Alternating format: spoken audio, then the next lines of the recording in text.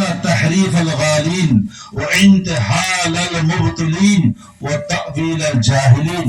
এই হাদিসের সারমর্ম হলো রাসূল পাক বলেন, আমার নির্ভরযোগ্য উলামায়ে কেরাম ভবিষ্যৎ প্রজন্মে জন্ম নিবে। নির্ভরযোগ্য অদল আদিলের জামা, নির্ভরযোগ্য আস্থাভাজন, এদের উপরে এলাকার আস্থা আছে, এদের উপরে দেশের আস্থা আছে।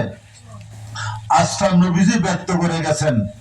ওই সময় আমার এই ইলম, আমার এই হাদিস, আমার শরীয়ত নিয়ে একদল মানুষে খেলাধুলা করবে, নিজের স্বার্থ পূর্ণার্থে ভুল ব্যাখ্যা করবে, জানিয়ে হোক বা জানিয়ে হোক, অনেক রকমের ভুল ব্যাখ্যা করবে, হাদিসে পাকের ভুল ব্যাখ্যা করবে, সাহাবায়ে কেরামের জীবনী ভুল ব্যাখ্যা করবে, তাবেঈন তবে তাবেঈনের জীবনী ভুল ব্যাখ্যা করবে। ওই সময় আমার আস্থাভাজন উলামা, এলাকার নির্ভরযোগ্য উলামার জিম্মেদারি আমি দিলাম।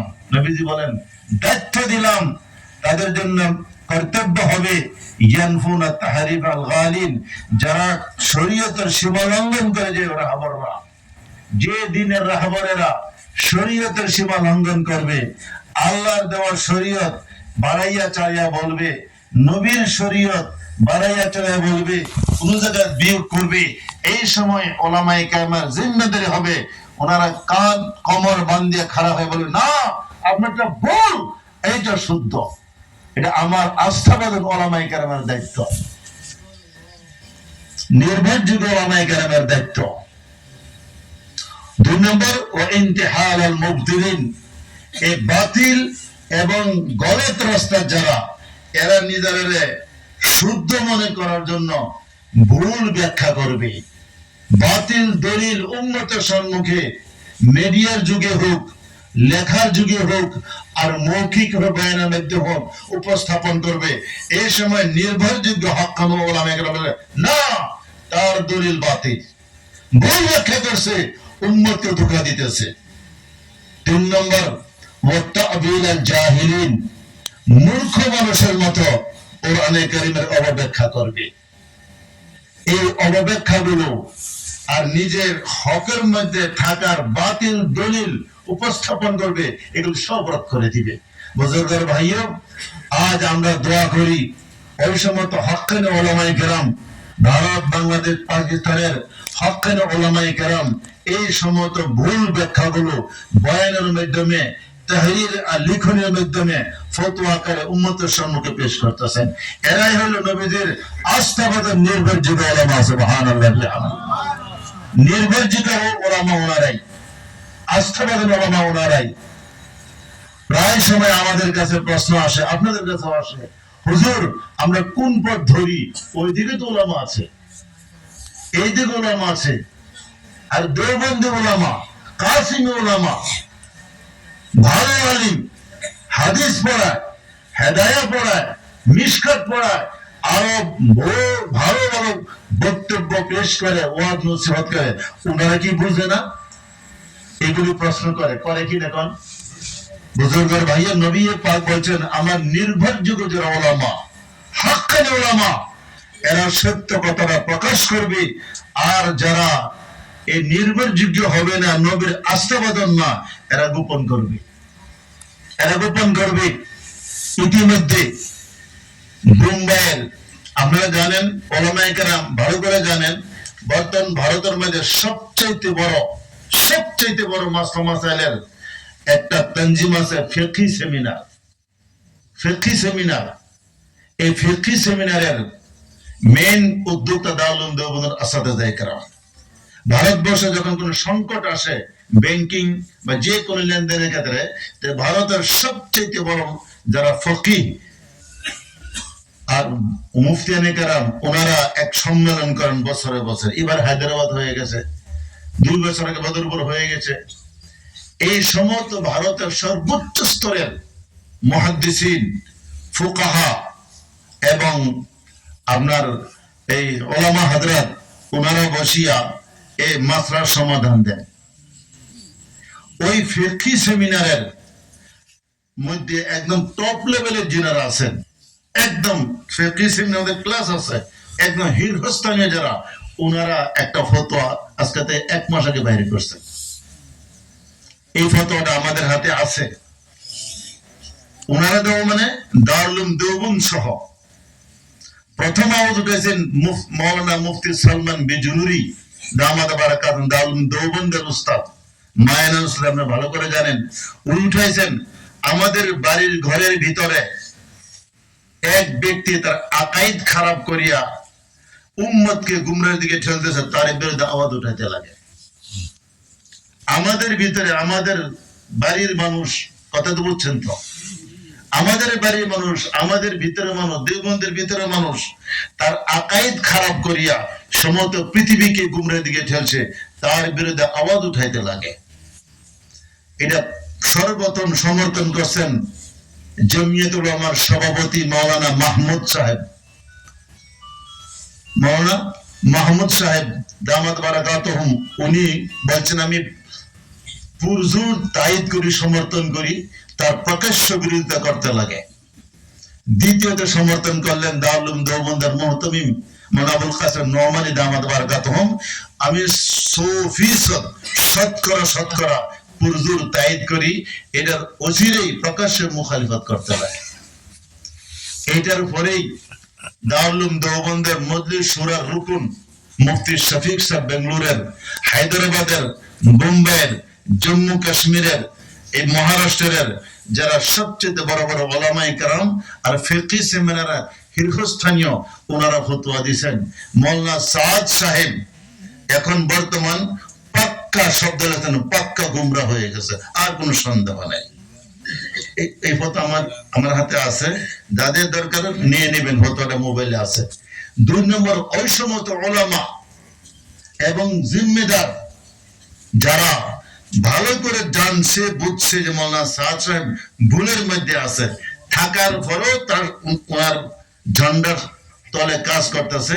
মাওলানা সাদ যেমন গুমরা, তার সঙ্গে থাকা ওলামা তেমনই গুমরা। এই ফতোয়া আমি পড়ে শোনাইতাম হুজাইতে, আমার রিয়াজুল ভাই বলছিলেন হুজাই ওলামারা খুব খারাপ পাইছেন। আমি বলছি ওই ফতোয়া আমি দেই নাই। আমাদের সমস্ত ভারতের ফিকহি সেমিনারের সর্বোচ্চ স্তরের যারা ফুকাহা, ওনারা ফতোয়া দিয়েছেন, খালি পড়িয়ে শোনাইলাম। ওই ওলামারা গুমরা। মাওলানা সাদ সাহেব যদি 200 রাষ্ট্রের আমির, উনি যদি পাক্কা গুমরা, তাই এক আঞ্চলিক পর্যায়ের ওলামা, এক ডিস্ট্রিক্ট পর্যায়ের ওলামা, এত এর থেকে বড় গুমরা। এই ভেতরে সারা পৃথিবীর আমির হওয়ার যে গুমরা, তা আমার মতো এক আঞ্চলিক পর্যায়ের আলিম, এক পঞ্চায়েত পর্যায়ের আলিম, এক মহকুমা পর্যায়ের আলিম বা ডিস্ট্রিক্ট পর্যায়ের আলিম, আমার শরীর মঙ্গল লাগবে গুমরা হইতে, এও তার মতো গুমরা। এরপর আমি যারা ফতোয়া দিয়েছেন, আমি নিজে ফোন করছি, হাজরাত আপনি ফতোয়া সহি করছেন, কথা আপনার সে, হ্যাঁ আমার সহি। বলে তো দিল, হ্যাঁ ভাই এখন কিছু কারা করে ফতোয়া দিছি। ঢিলার দিন গেল, ঢিলা তো দেওবন্দে দিছিল 10 বছর আগে।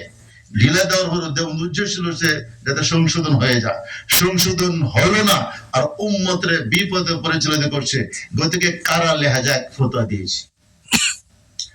আমার বুজুর্গের ভাইও, আর কোন সন্দেহ নাই, আর কোন সন্দেহ নাই, মনে রাখবেন। ওলামায়ে কেরাম আপনারা ভালো করে জানেন, জনগণ প্রথম গুমরা হয় না। প্রথম গুমরা হয় সবচেয়ে বড় মুক্তাদা আলিম মির্জা গুলাম আহমদ কাদিয়ানী। যথেষ্ট কিতাব লিখে তার জীবনে, বহুতবার মুসন্নিফ রাইটা। এ প্রথম গুমরা হয়ে গেল, নিজেকে নবী দাবি করলো। এরপরে যারা ব্যক্তি ভক্ত, তার মুরিদান, সকলে তাকে মানলো। আর মানার পরে এরপরে কোন গুমরা হয়েছে? প্রথম আলিম গুমরা হয়, পরে তার অনুসারীরা পরে গুমরা হয়, ঠিক না বেঠিক? আহমদ রেজা খান, আপনারা ওলামায়ে কেরাম, খাস করে মুফতিয়ানে কেরাম, আপনার নেটও চার্জ করবেন, দেখবেন যেগুলি কাবিলে জিকির উল্লেখযোগ্য ফতোয়া নেটের মধ্যে, তার মধ্যে আহমদ রেজা খার ফতোয়া আছে। ফতোয়া রেজুবি 7 খণ্ড ফতোয়া, দারুল দেওবন্দের ফতোয়ার যে মূল্য, এর আহমদ রেজা খান যারা অনুসারী তাদের কাছে এক মূল্য। এমন বড় ফতোয়া লিখছে আহমদ রেজা খান। কিন্তু আহমদ রেজা খান এটা গুমরা মানুষ, দারুল দেওবন্দের গুমরা বলে ফতোয়া দিয়েছে।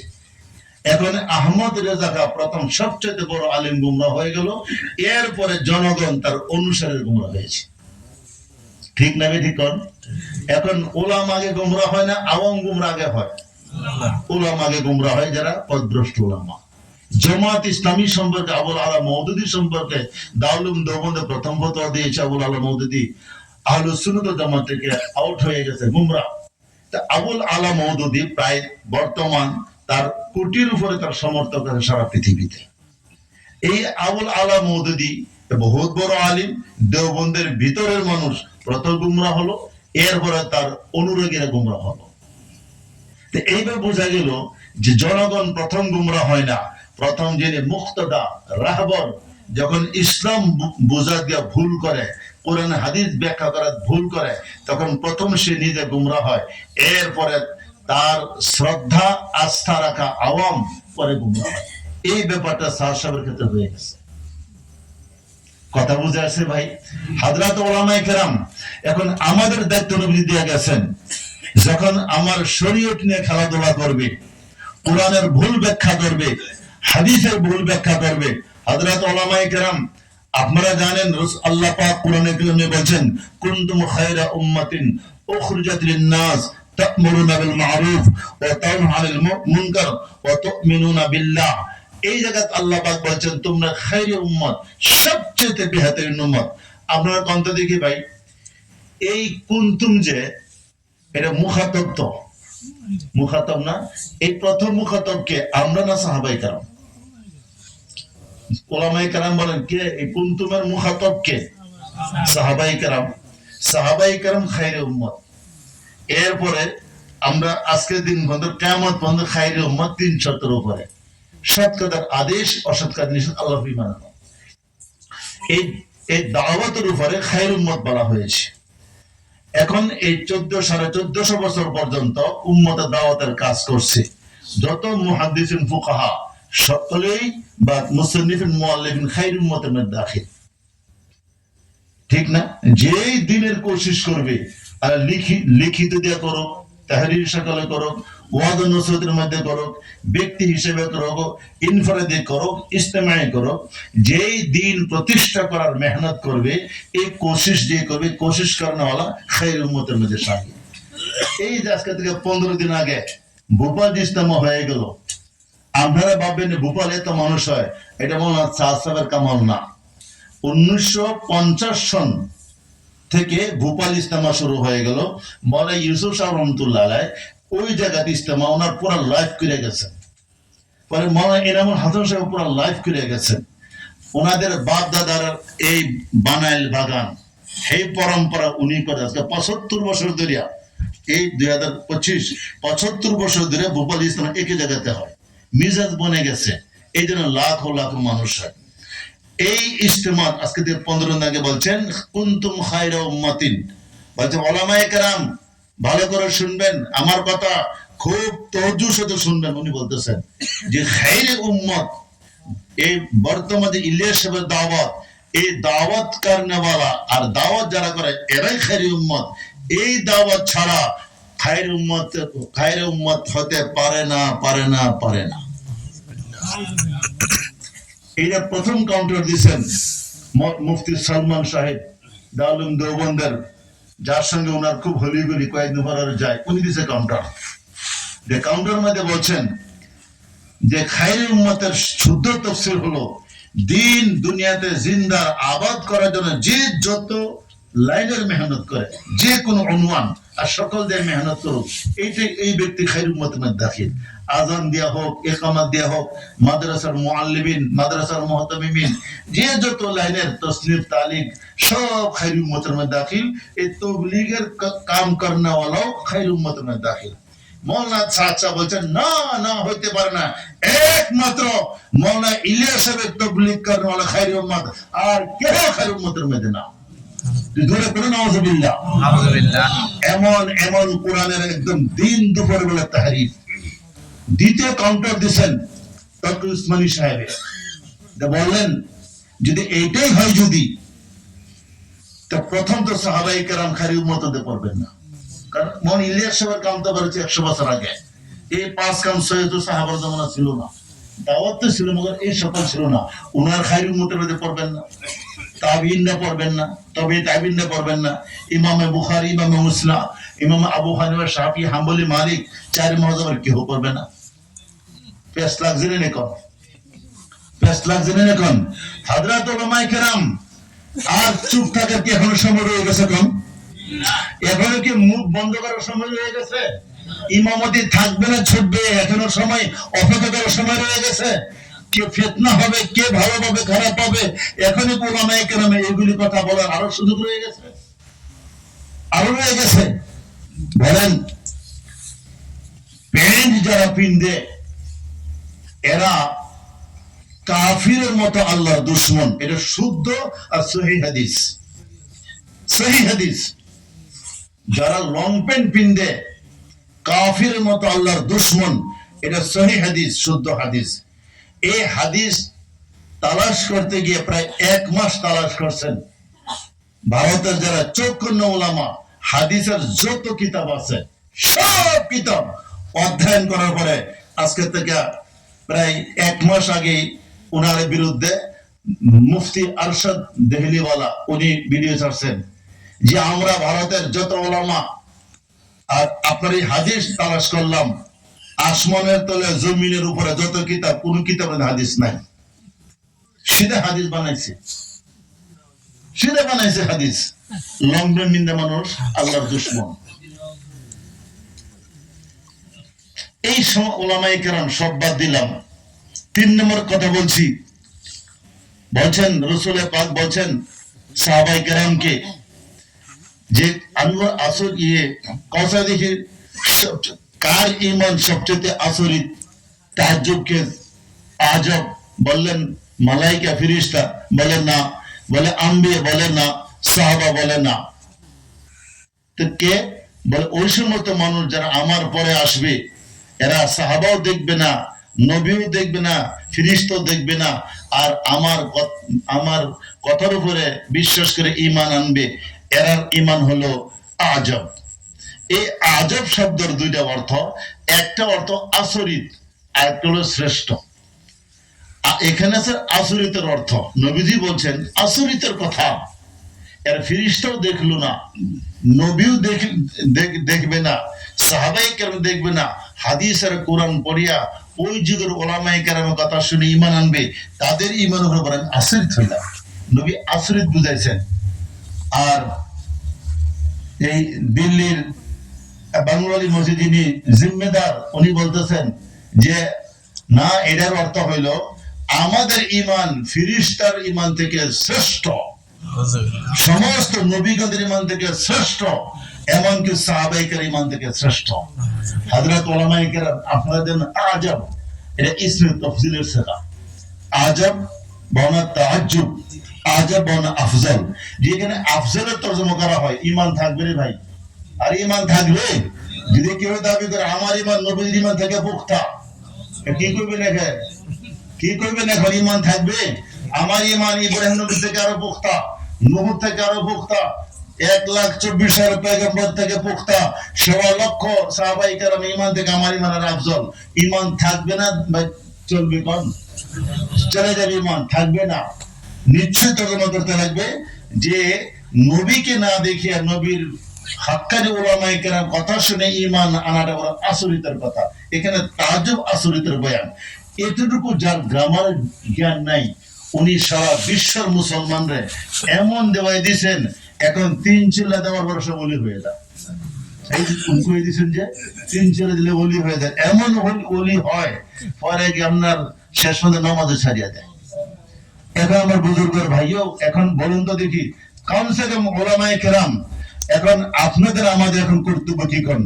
নবীজি জিম্মেদারি দিয়ে গেছেন যে এই সময় বলছেন না জিম্মেদার আপনারা কাউন্টার দিবেন, সবজি ব্যাপারী আপনারা কাউন্টার দিবেন, খেতিয়ক আপনারা কাউন্টার দিবেন, মাস্টার সাহেবান, বিএসসি সাহেবান, পুলিশ সাহেবান কাউন্টার আপনারা দিবেন। এই কথা বলেন নাই, কাউন্টার দিবেন আমার নির্ভরযোগ্য উলামায়ে কেরাম।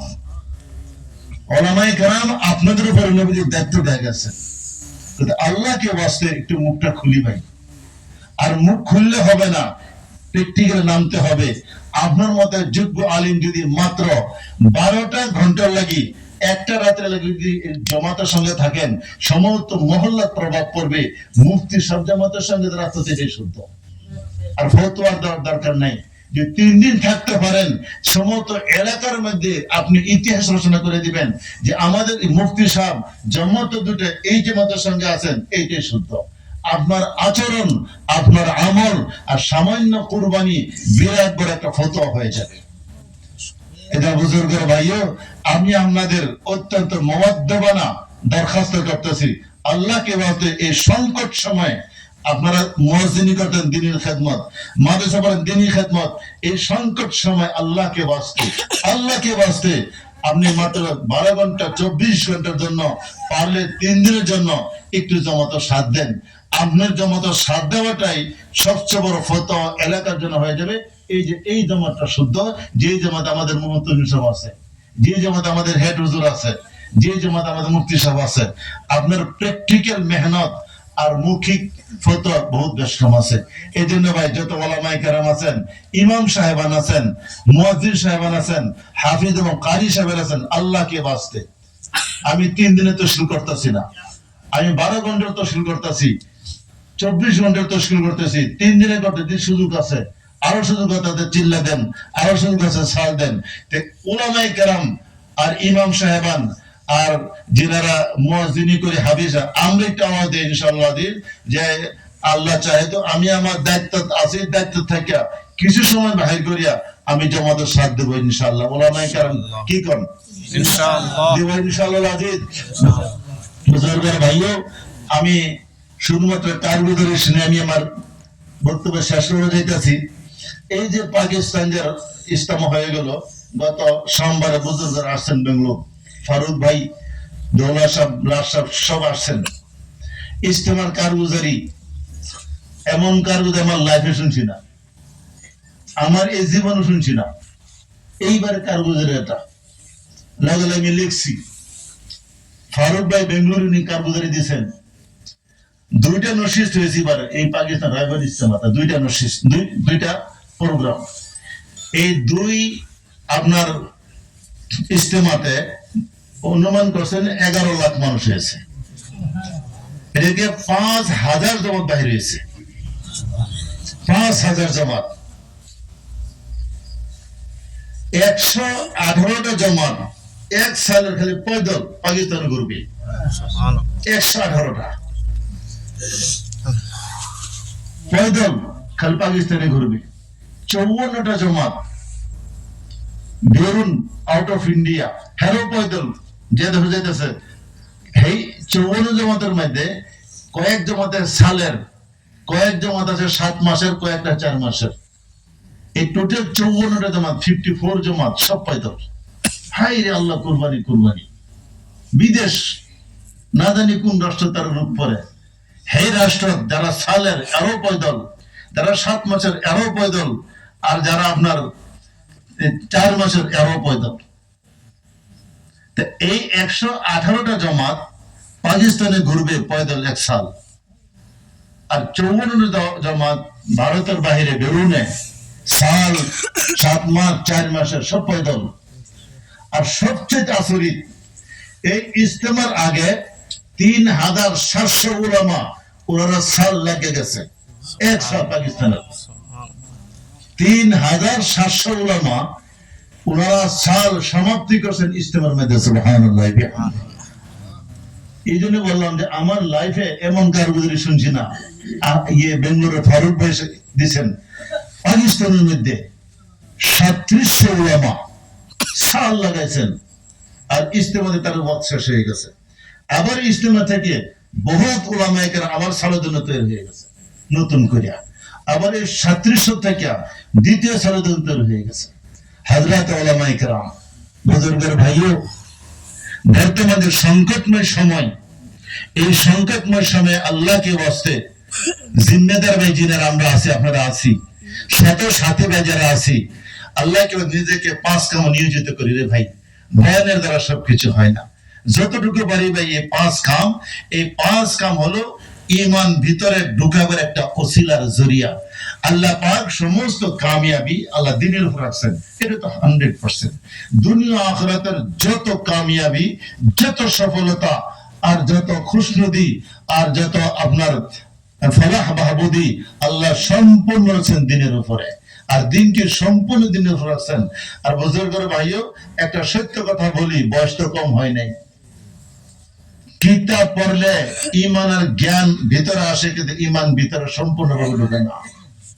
বয়ান শুনলে ঈমানের ঢোকার জজবা পয়দা হয়, সম্পূর্ণ ঈমান ভিতরে ঢোকে না। মনে রাখবেন, কিতাবের দ্বারা, বয়ানের দ্বারা সম্পূর্ণ ঈমান ভিতরে ঢোকে না, জ্ঞান হয়ে যায়। ঈমান তো মেহনতের দ্বারা ঢোকে, ঈমান তো মেহনতের দ্বারা ঢোকে রে ভাই। এই জন্য বুজুর্গানি দিনে বলেন, তুমি 12 বছর লেখাপড়া করার পরে অন্তত একটা বছর একজন হক্কানি বুজুর্গের সুহবতে থাকো, সংসার থেকে তোমার আধ্যাত্মিক জগৎ উজ্জ্বল করো। 12 বছর পড়ার পর কেন যেতে লাগে পীরের কাছে? 12 বছর কি ইমান পড়ছেন না, হাদিস পড়ছেন না? 12 বছর পড়ার পর মুরিদ হইতে লাগে কেন? কেন পীরের কাছে আঠু উন্নত করতে লাগে? কেন পীরের কাছে 6 মাস থাকতে লাগে? বোঝা গেল এই যে 12 বছর আপনি আমি পড়ছি, এটা আলফাজ পড়ছি, আলফাজ এবারত পড়ছি, এটার দ্বারা জ্ঞান হয়ে গেছে। ঈমান আসলে এই হয় সেই হয়, ঈমান এভাবে হয়। পূর্ণ ঈমান কিন্তু ঢুকে না। পূর্ণ ঈমান ঢুকে মেহনতের মাধ্যমে। আগে মেহনত করেছেন বুজুর্গানি দিন, বছরকে বছর খানকাত রাখছেন। এই কঠিন মুজাহিদা এখন আমরা করতে পারি না। আল্লাহ পাক হাজার নেই লাখ করোড় নূরের দ্বারা পরিপূর্ণ করমাল ইলিয়াস রহমতুল্লাহ আলাইহি উনি এক সহজ পন্থা বের করে দিয়েছেন। এখানে খুব কঠিন মুজাহাদা নাই, সর্বস্তরের লোকে 5 কাম করতে পারে। 6 সিফতের মুজাহাদা করিয়া নিজের জীবনকে এই 6 সিফতের অধীনে আনতে পারে। এটা যে কোনো শিক্ষিত অশিক্ষিত, গরিব ধনী, বুড়া জওয়ান, শিক্ষিত অশিক্ষিত, মর্দ আওরত সকলেই পারে। এই জন্য বুজুর্গের ভাইও এই 5 কামের দ্বারা নিজেকে সজ্জিত করতে লাগবে। আপনি আমার যত কাম আছে দুনিয়ার কাম, যেটারে মকসদ বানায় করতেছি, এইভাবেই এই আখিরাতের কাম 5 কামরে যতক্ষণ পর্যন্ত আপনার মকসদ না বানাই বলে ভাই, আমার তজরবা বলতেছি, বয়ানের দ্বারা নিজের মধ্যে ঢুকবে না, উম্মতের মধ্যে সম্পূর্ণভাবে ঢুকবে না। যখন নিজেকে 5 কাম দেয়া আরাস্তা করবে, আর 5 কামকে মেহনতের ময়দান বানিয়ে মকসদ বানিয়ে কাম করবে, সর্বপ্রথম আল্লাহ পাক নিজের জীবন বানাইবেন এই 6 সিফতের মুত্তাসিম আল্লাহ বানায় দিবেন।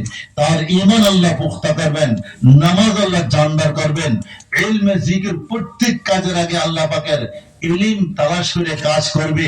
আল্লাহ পাক ইখলাসের পয়কর বানাইবেন, এইভাবে আখলাকের পয়কর বানাইবেন, ইকরামের পয়কর বানাইবেন। আর তারা দ্বারা আল্লাহর বান্দার আর নবীর উম্মতের ফায়দা হবে। এই জন্য আমার ভাইয়েরা সকলের আজান লই হিম্মত করি, ইনশাআল্লাহ শুধুমাত্র বয়ানে সীমিত রাখবো না। আজকে থেকে ইনশাআল্লাহ এই 5 কামে আমার জীবনের মকসদ বানাবো ইনশাআল্লাহ। আমার ভাই, আমাদের ইজতেমা 3টা হবে আসামে, গোয়ালপাড়াতে 30, 31, 1 তারিখ।